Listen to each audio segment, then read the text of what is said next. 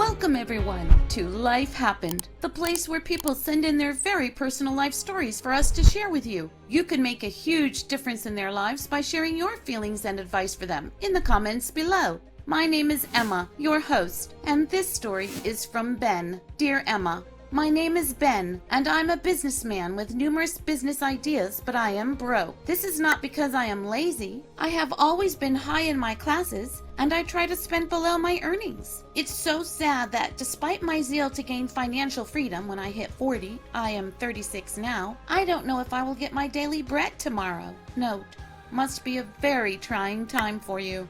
I think it's high time I gave up on my dream to achieve financial independence. I have done everything humanly possible to make my dream a reality. I was born into a very humble family. My parents lived in a rented apartment until my father died 2 years after being diagnosed with cancer. Thanks to my dad, he had an insurance policy for our education. Note, your dad was thinking of the future and had a plan with the insurance policy. How smart and very loving of him. My mom worked in a small shop, but had to double her working hours after Dad left us. My mom was tired and weak, as I could see it on her face every day when she went out to find our daily bread. I wanted to help my mom, having seen her pain and struggles, but my mom wouldn't let me. Unfortunately, she got sick, and I started working in shops to keep the family balanced. I became an adult at the age of 16. Since then, I have never stopped believing in myself, and I have wanted to change the family story. After graduating from the university, I worked at a good company. There was a dress code, and I went to work in trousers. In the summer, I looked at people who went to work in shorts, and I envied them wildly. Therefore, my brother and I decided to launch our own business. We opened a pizza business with delivery. Since it's our first business, we decided to take up most of the responsibilities and employ a small staff in order for the business operations to grow quickly. We started our business in a small shop with some of our savings. We did a lot of house-to-house marketing, but we had to close down after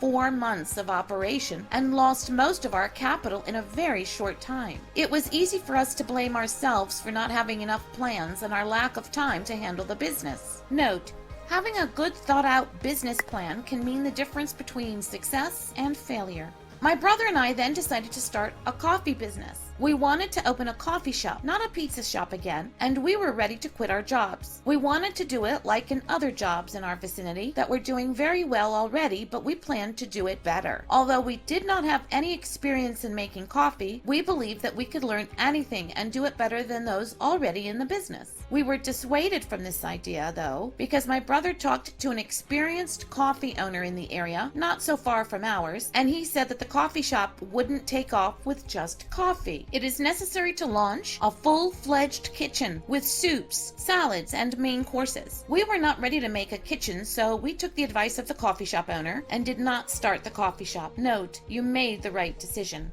Who knows? Perhaps it would be easier with a coffee shop than a pizza shop. It was necessary at least to understand the expertise of this person, and even better to talk with the other people too. My brother and I took out loans to open the pizza shop. We had good white-collar salary jobs, and there was no problem with that. Note, perhaps you should have kept your jobs. Our business was registered as an individual entrepreneur, and I was given 2 loans, an individual one and an individual entrepreneur. In total, we spent $70,000 to launch the business, $50,000 from our savings, and $20,000 from a loan. Note, that's a lot of money, and hopefully you knew what you were doing. My brother and I need to pay back our loans every month. We quit our jobs, changed our location, and we started preparing for our pizza opening day. We approached this on a grand scale. It was really big, but we were very optimistic about expanding, so we rented a space of 650 square feet. We did everything on a very large scale. Everything was tiled everywhere, and new floors were laid. We had a whole staff of employees, a cook, an operator, and couriers.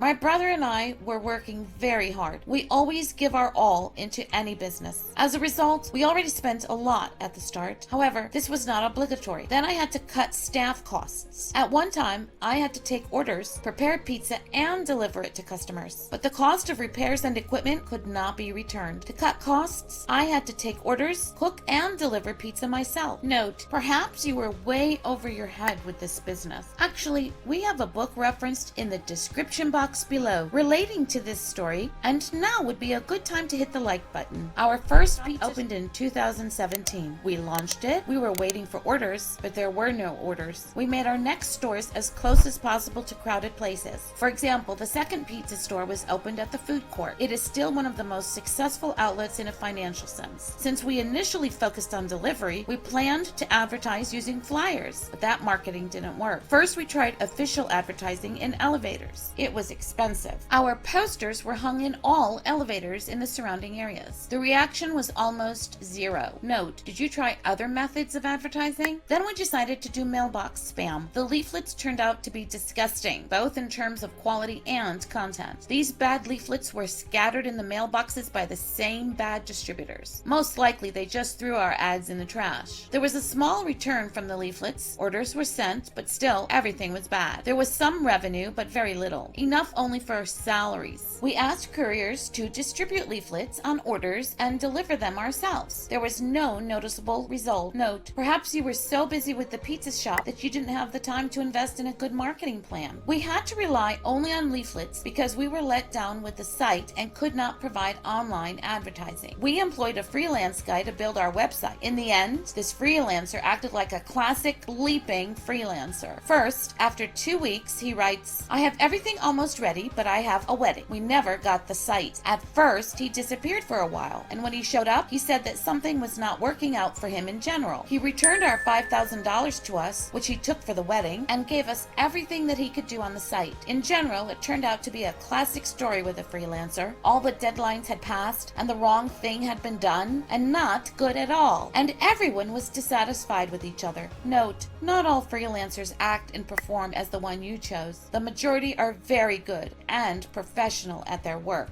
Meanwhile, without a website and orders, all the credit money is running out, and we are embarking on a dangerous path to bankruptcy. For a whole year, we have been balancing on a fine line that separates us from closing. I am actually a beggar now. My sneakers, which I bought 2 years ago, are worn out. There was literally a hole in my toe, but there was no money for new ones. And now the question is, either I will buy shoes with the last money I have, or buy mozzarella and flour so we can make pizza tomorrow. I have been choosing mozzarella all the time and wear sneakers with holes. We are tired and we do not know what to do or how to get out of this situation, as we have too many debts which need to be paid, but we don't know how to go about it. We are in the red. I don't understand the depth of our problem. Even so, it is clear that the company is in deep crisis, and we both need help. Thank you, Ben, for sharing your letter with us. Now I will give my thoughts and opinion on Ben's story. I believe that since Ben didn't ever mention having a business plan, perhaps he and his brother didn't have one. I don't believe Ben should have quit his job either. Perhaps he could have continued working until he had earned enough and saved enough money so as not to take out a loan of $20,000. It may now be necessary for Ben to accept the failure and get back to his job, pay off the debt, and start over with a sound business plan in place. I would recommend Ben follow Dave Ramsey's baby steps in this process. But if he and his brother ever try to own their own business again, they must have a very clear understanding as to why their business failed in the first place. In addition, Ben can contact the Small Business Association for help in preparing a business plan, determining the legal structure of the business, and much more. We wish Ben much luck and success in his future endeavors. Today's quotes are, "Knowledge is power,